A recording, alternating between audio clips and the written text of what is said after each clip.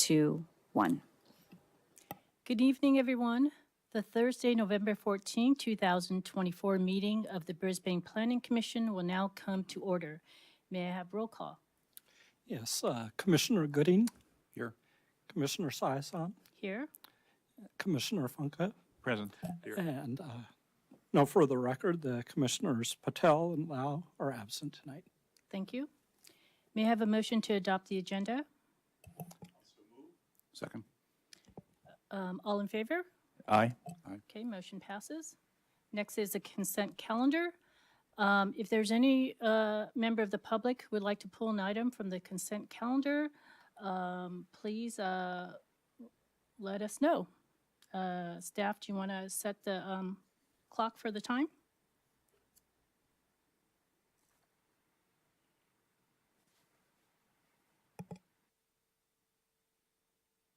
Through the chair, sorry, there's nothing on the consent calendar. Oh, there's nothing on the So we consent can calendar. go, Okay, we can skip sorry. it. My mistake. Okay, next we'll go to oral communications. If there's anyone who would like to address the commission about an item that's not on tonight's agenda, please feel free to call in or raise your hand in Zoom. I've started a timer for 60 seconds.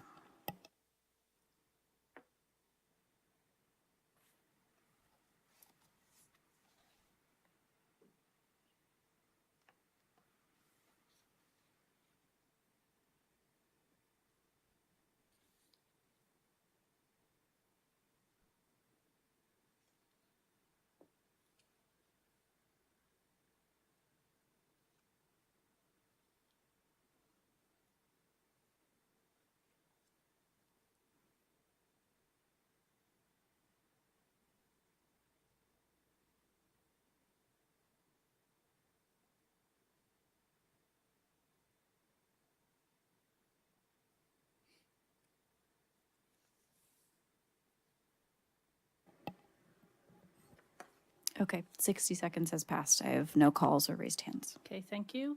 Next is written communications. I don't believe the commission was given anything in writing, so I will turn to new business. And tonight we have a public hearing. It concerns the Southwest Corner Highway 101 and Beatty Avenue, 2024-UP-4, C-1 Commercial Mixed-Use District Interim Use Permit to allow an existing billboard to remain for 5 years, and finding that this project is categorically exempt from environmental review under CEQA Guidelines Section 15301G. Clear Channel Outdoor is the applicant, and Oyster Point Properties is the owner. Staff, may we have the report? Yes, thank you, Chair and Commission. The applicant requests approval of an interim use permit for an existing billboard. The billboard is located approximately 100 feet south of Beatty Avenue and US 1 interchange. It consists of 2 illuminated sign faces oriented to north and southbound US 101. The billboard has been at this location for over 40 years. The application is to permit the billboard to remain at the location for another 5 years. By way of background, this billboard was allowed to remain as part of a settlement of a lawsuit in 1982 concerning enforcement of the city's billboard prohibition, which resulted in removal of 6 billboards from along Bayshore Boulevard. Consistent with the settlement, City Council then approved a use permit for the billboard in 1983 for an initial 6-year term, which could then be extended by the Planning Commission, and such extensions have been granted over the years through the Planning Commission. In the original approval, it was specified that for permit extensions, the city would give due consideration to the character of the neighborhood and whether there has been a material change such that is no longer compatible with the character of the neighborhood. Also, in 1996, the city adopted Chapter 17.41 of the Municipal Code, and that establishes the processes that are currently in effect for interim uses at the Baylands. And this would apply until a Bayland-specific plan is adopted. The draft Bayland-specific plan has been submitted, and the draft EIR for that is under preparation Public hearings on these documents are anticipated to occur in 2025, and the specific plan needs to be adopted in 2026 to comply with the housing element. Actual redevelopment of the area would be further in the future than 2026, but is possible within the 5-year time frame. The interim use permit findings were detailed in the agenda report, and the application meets all of the findings. And there's been no change since the last interim use permit was approved in 2019 that would raise any concerns regarding the continuation of this use. Regarding the timing of the specific plan adoption and future redevelopment of the area, conditions of approval are provided in the draft resolution that would require removal of the billboard at the sign owner's expense, should that be required during the effective period of the permit. Finally, this application was provided to the Department of Public Works and to Caltrans, and no objections were raised over its continuation at the proposed location. So in closing, staff recommends approval of interim use permit 2024 UP4 via adoption of the resolution containing the findings and conditions. If you have any questions for staff. Do any of the commissioners have questions for staff? I do not. Seems very straightforward. Just one question for clarification, really. I think I read in the staff report that in the event that the Baylands project did proceed fast enough that it needed to get that area cleared, what are our remedies or powers to revoke or end the permit?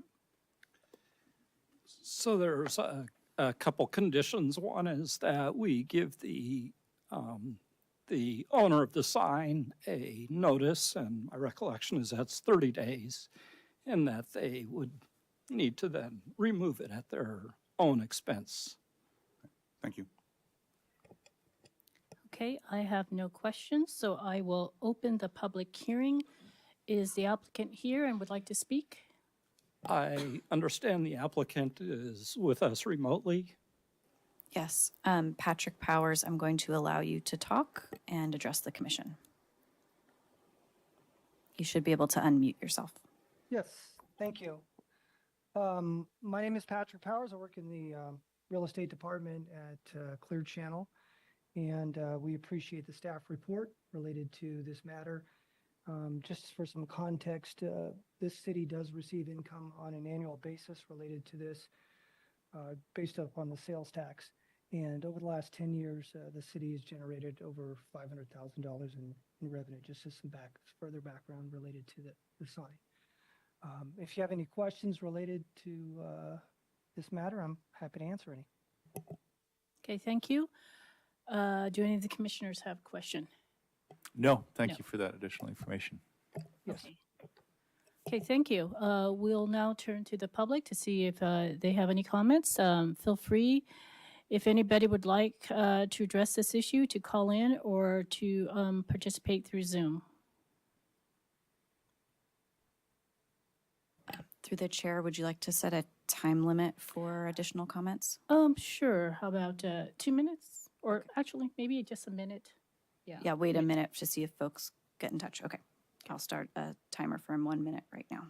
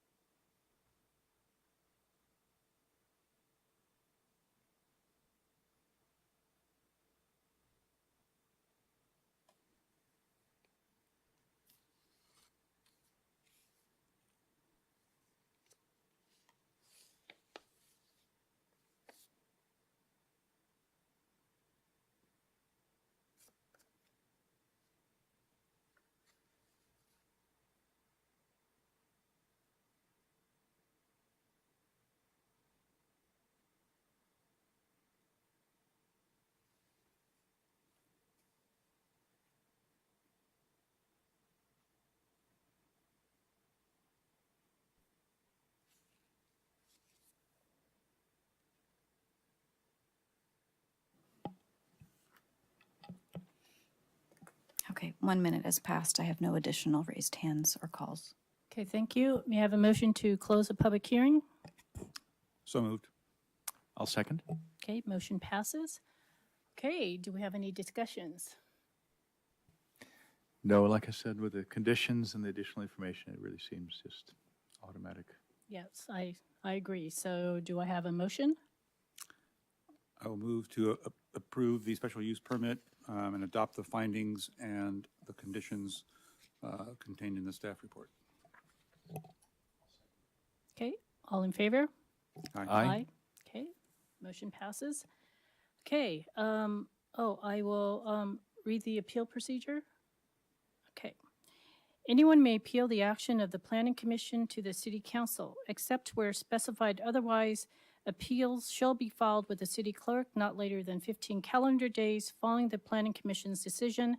Exceptions to the 15-day filing period include the following. Appeals shall be filed with the city clerk within 6 calendar days of the Planning Commission's actions for use permits and variances, and 10 calendar days for tentative maps and advertising sign applications.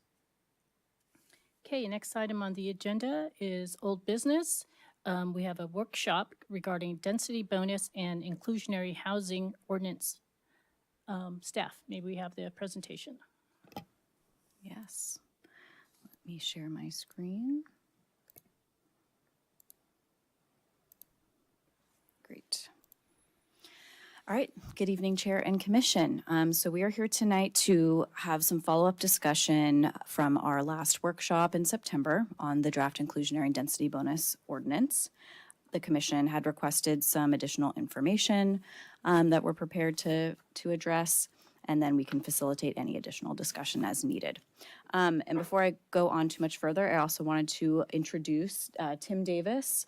Tim is with HART, I'm totally forgetting what the acronym stands for, but HART is providing housing consulting services to the city in a variety of ways, a lot of housing policy. So Tim has been working pretty closely with staff on our inclusionary and density bonus ordinance to take it over the finish line, which we hope to do soon.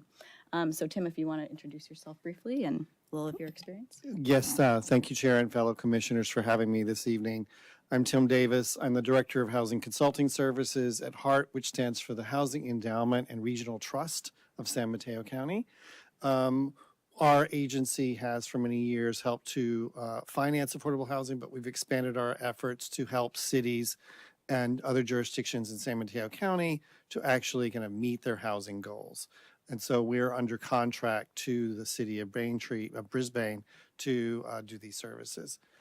I joined HART after moving to the Bay Area, having lived in Boston, Massachusetts for many years, where I actually oversaw the inclusionary zoning program there. So I have a number of years in this particular area that I'm happy to bring to the table tonight.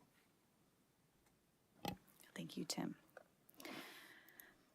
All right, so just again, general recap of our last workshop. So we revisited the nearly 5-year-old draft ordinance and also gave an overview of some preliminary proposed changes to that draft ordinance that the Commission will see in draft form at our next meeting, likely.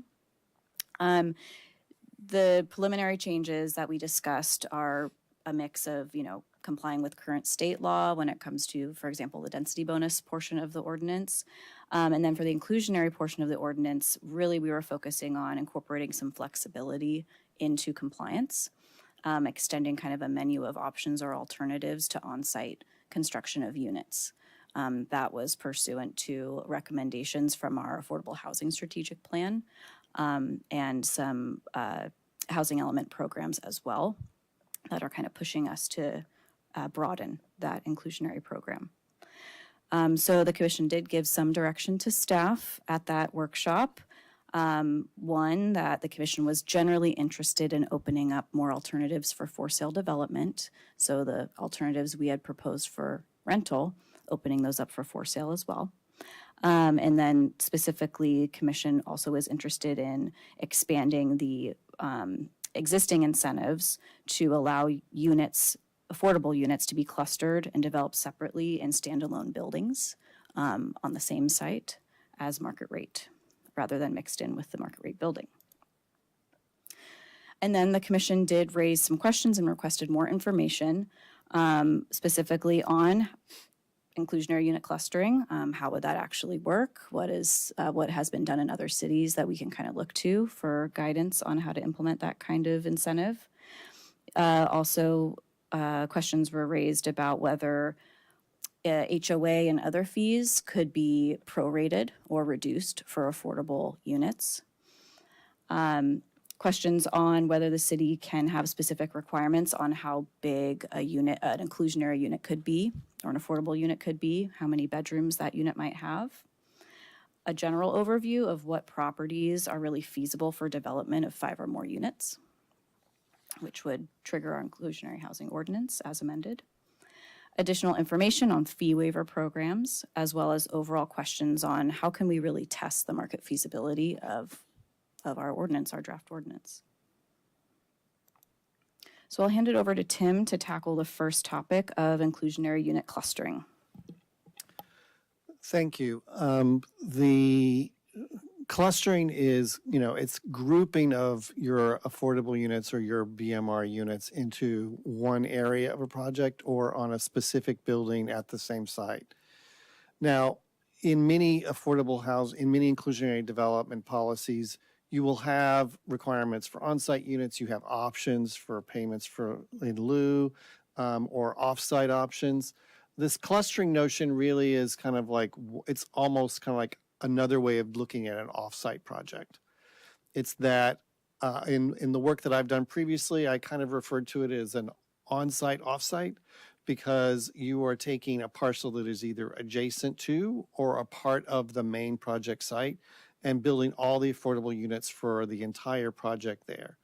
Now, this has only come up usually in very large projects where you have a substantial number of BMR units, and it's usually like a multi-building project or something like that, where you have a space within the overall project to do one additional building.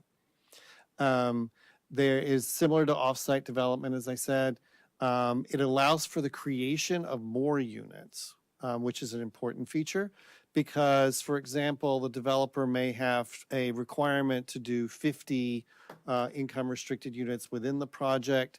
If they have this other parcel, they may be able to build 75 units, and 50 units they finance, and then the city or the state or the county could finance the other 25 units so that you actually can create more units than you would have gotten otherwise. They do not have to be the same bedroom types, which may better meet community needs. So what you would generally require is that you would require a set square footage from the developer. And then you could then create those units in the sizes that you want. They could be larger units for family sizes than they would have created on site, or they could be a mixture of smaller and larger. There are certain policies that are kind of best practices around this. One is that they're approved at the same time as the main project. Building permits for the affordable units are pulled prior to that of the market rate project, or at least prior to the certificate of occupancy. And the reason one does that is if for some reason they can't do it at the same time, if they get to the C of O, you may be able to require them to put units back into the original project. Also, as kind of a protection for you as the city is that you might require that the developer fund an escrow account to assure that the money's actually there when that development starts, if it starts at a later date.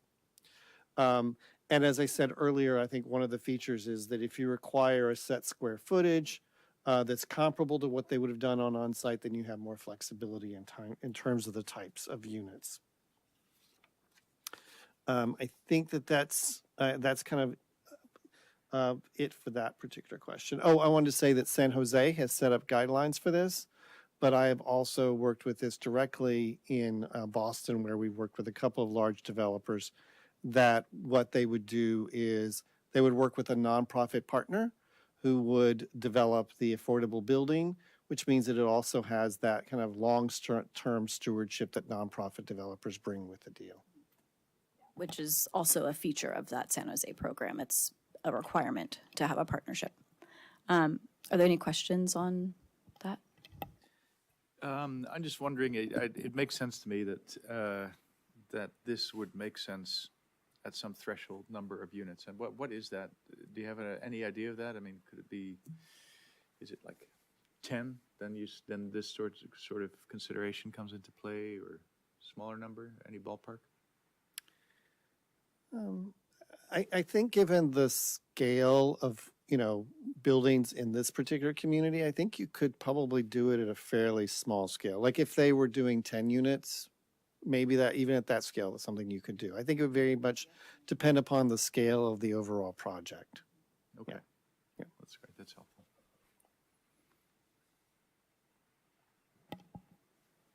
Okay. Great. All right, so on to the next. So for sale BMR units, again, it came up, can we require that the HOA fees and any other payments that come through are, in line with the housing cost of the BMR unit, so prorating those other fees. So it's our legal counsel's opinion that, yes, we could require that those fees be prorated, but if it's a requirement and not a voluntary action, it's our legal counsel's opinion we'd then have to backfill. So whatever that difference would be a recurring and ongoing obligation.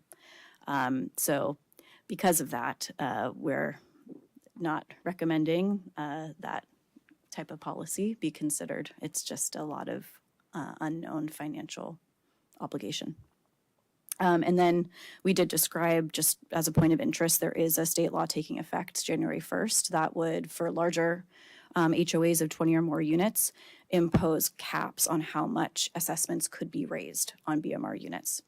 So, obviously that leaves smaller HOAs out.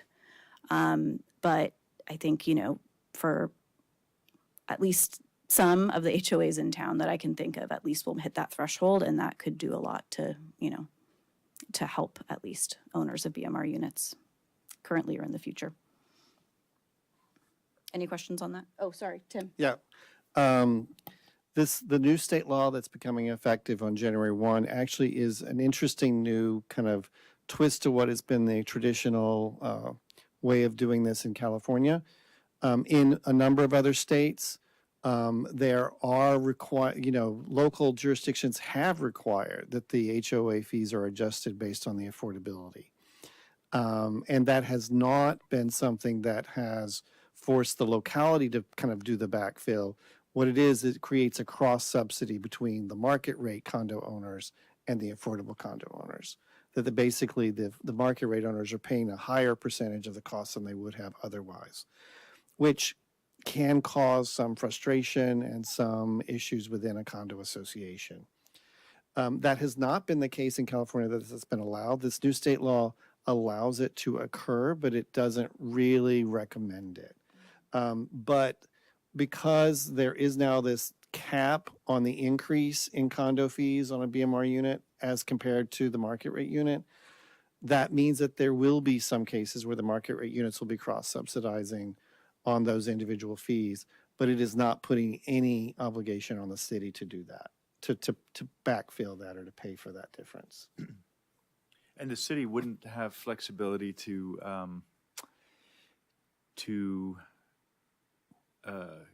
change the number of units where this becomes effective. Right now it's 20 plus, but if you're a small community, could you say you got to do this if you have 10 plus? I'm just wondering if it's a state law, you're done. It's 20 plus.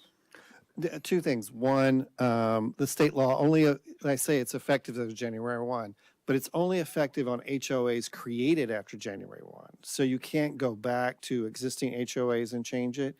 And yes, because it does say 20 units plus, you can't do it on smaller ones because the state law is very specific about that. Yeah, I know sometimes the state's like, you can be more aggressive or restrictive, right, than the state. I don't know that that's the case for this. We can check with legal counsel on that, but yeah, I don't think we could impose it on smaller projects without incurring that backfill obligation. Right, you'd have to. Okay. Yeah, I agree. I don't think the city needs to get involved in that. It seems a little too complicated and I don't think necessary. Yeah, okay.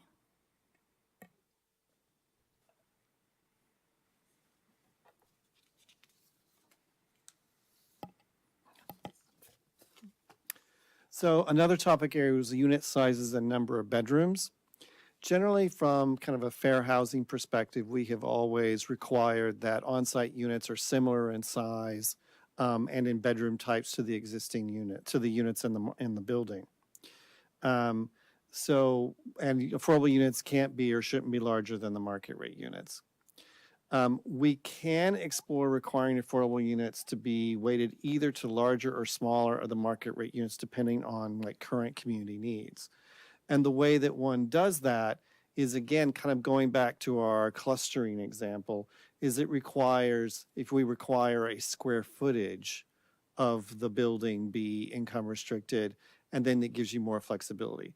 Now, if you kind of have a very typical apartment building and there's a mixture of twos and ones, and it's not, if you may not use this very much, but where I see it's very advantageous is if you have a building where there's a lot of very small units, studios and ones, and there's only a sampling of twos, and you have a community need for twos, you're going to require more of the twos than you would otherwise.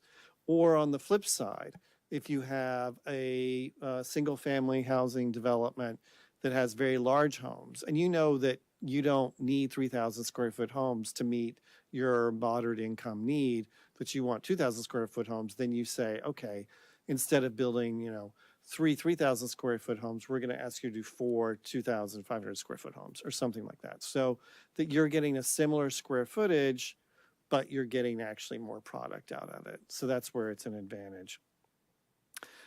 When you do, when they may have different interior finishes and features than the market rate units in some cases, but they still need to meet certain durable and good quality guidelines as set by the community development director.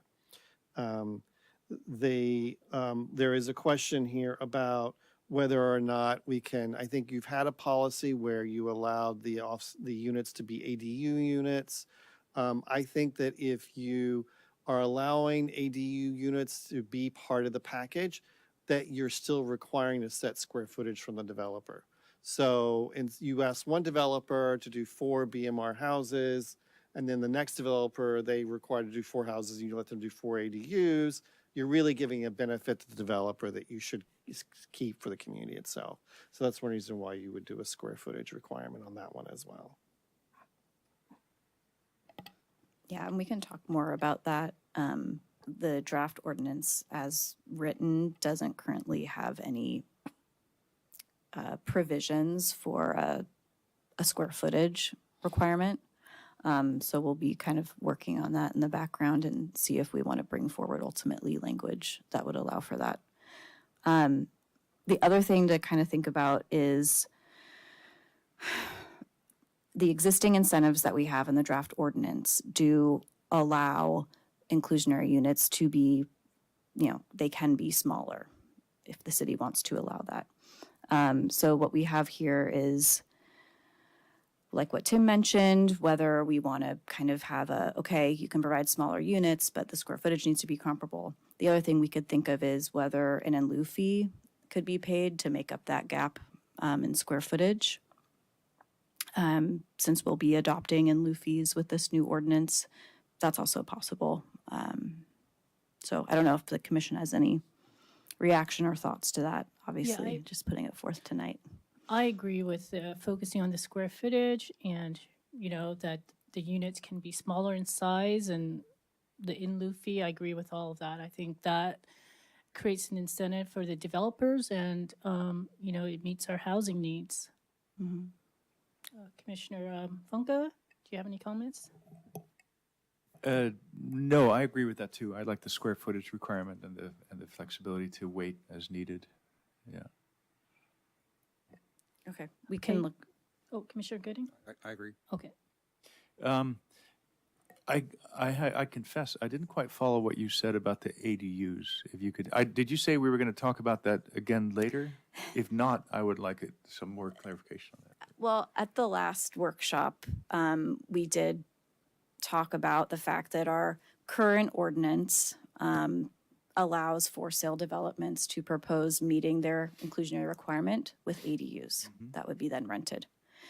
The draft ordinance from 2019 took that alternative away. So what staff put forward at the last workshop was, do we want to consider adding that back? You know, it never went away because again, it's still in our current ordinance, but putting it back into the draft ordinance. And we talked at the last workshop about all the, not just kind of administrative, but kind of there are fair housing concerns potentially that we would have to solve if someone were to propose having rental ADUs on the site of a market rate single family that meet our inclusionary housing requirements. We talked about that it would be fairly complicated, but not impossible for that to be a successful arrangement. So that, and then I'll turn it over to Tim, who has, he has more thoughts about why it would be, I think, challenging and how the city could ensure that we're still, again, meeting our main housing goals through that. Yeah, and I was talking about the ADUs in terms of the city, want to get your fair share of that development. And so by allowing ADUs, you're not necessarily getting your fair share compared to if they were producing a house. So that's why the square footage thing would be helpful. Now, but speaking to the implementation issues around ADUs, over the last year, we have a new, the state has actually given us a new tool that allows for the conduization of an ADU and a house, so that instead of, I would suggest that if you did allow ADUs, that it wouldn't be that you'd have a market rate house and a rental income restricted ADU on the property, which would be very difficult to implement and maintain because then you're dealing with that one homeowner. But in fact, what you can do is that you require that it's actually a condo. So it's a 2-unit condo. The ADU is 1 unit. The main house is 1 unit. They can both be sold. So then you would have a for sale home ownership opportunity as an ADU. And then like any BMR for sale unit, the monitoring is done by the city. It doesn't involve the other owner in the same way. Yeah, we talked about that a little bit at the workshop. I offered to bring back a little more information on that, how that would actually work, what that would look like. So, yeah, I would put it to the commission again if that sounds interesting. We can bring back a little more info how that would work. Yeah, I'm in agreement with that. It's interesting. I agree, yes. Yeah, that you should. It's like pursue you it, yes. Yeah. Is your mic on?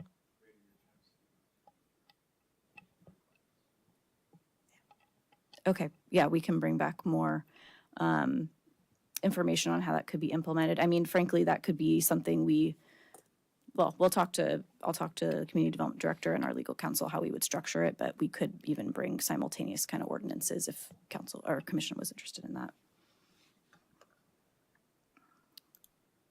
Okay. All right. Skipping over to housing development opportunity sites. So our housing element that was adopted in 2023 did identify many sites that we see as feasible for development in the 2023 to 2031, that 8-year planning cycle. Of those, we've highlighted 9 sites that could yield at least 5 units, 5 units being the threshold for both the revised inclusionary housing requirement and also eligibility for density bonus. The majority of the unit yield is on 5 sites in the Parkside overlay districts. So those sites on Park Lane, Park Place, and Old County Road. And those alone would yield at least 228 units. But there are also other small scattered sites throughout central Brisbane that are zoned SCR01, Southwest Commercial Bayshore, NCR02, a neighborhood commercial district, and RBA, Brisbane Acres Residential.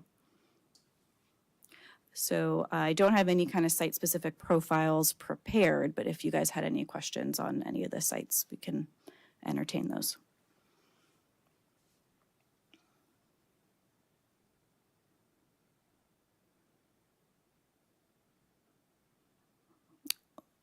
or move on? Yeah, okay. All right, lastly, so last time we did talk a little bit about whether we wanted to consider fee waivers, fee waiver program for affordable units or even for market rate projects with inclusionary units included. So we brought back some reference information on a couple programs in California, in Sacramento and Folsom. That said, I think at this point, we are suggesting that we pursue kind of a separate study program for a fee waiver program. We think there's going to be a lot of study involved in right-sizing that and making sure we're thinking of all of the, potential impacts, shall we say, and how to address those that fee waiver program would come with. So we're kind of trying to divorce it, even though we are the ones that brought it up. We're trying to kind of pull it back from the draft ordinance just so that we can move the draft ordinance forward and tackle that as a separate work program in 2025. That said, if you guys did have any other questions or things that came up that you want us to know about now, please share. Or you can email us separately, however you want to do it. The other overall kind of question that was posed to us was regarding how can we test all of these various policies in the market. So there are a variety of approaches to testing this. One being we can embark on an updated Nexus study. We did a 2015 Nexus study for an affordable housing impact fee that would have been potentially levied on market rate development, and that would kind of have evaluated some of the similar impacts of like an inclusionary housing ordinance. You aren't required under state law to do a Nexus study for inclusionary, but it is something that many cities do to kind of evaluate just that, like what are the market conditions. They're typically looking at a market, though, at a certain point in time. And as we know, the housing market is cyclical. All of its various factors and components are subject to change and aren't necessarily stable. So it remains the opinion of staff that providing a kind of robust menu of options and then seeing what the market takes up is, just as valid of a market test as kind of throwing a bunch of money at studies. And not that that's not a worthwhile use of our funds, but we think if we're comfortable with the alternatives we're putting forward, developers will tell us what works for them. So I'll open up if there's any other thoughts or comments on those two.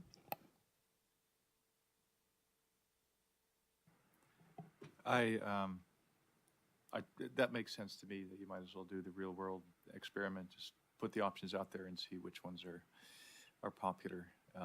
So I agree, not a good use. It was just more kind of an abstract question I had.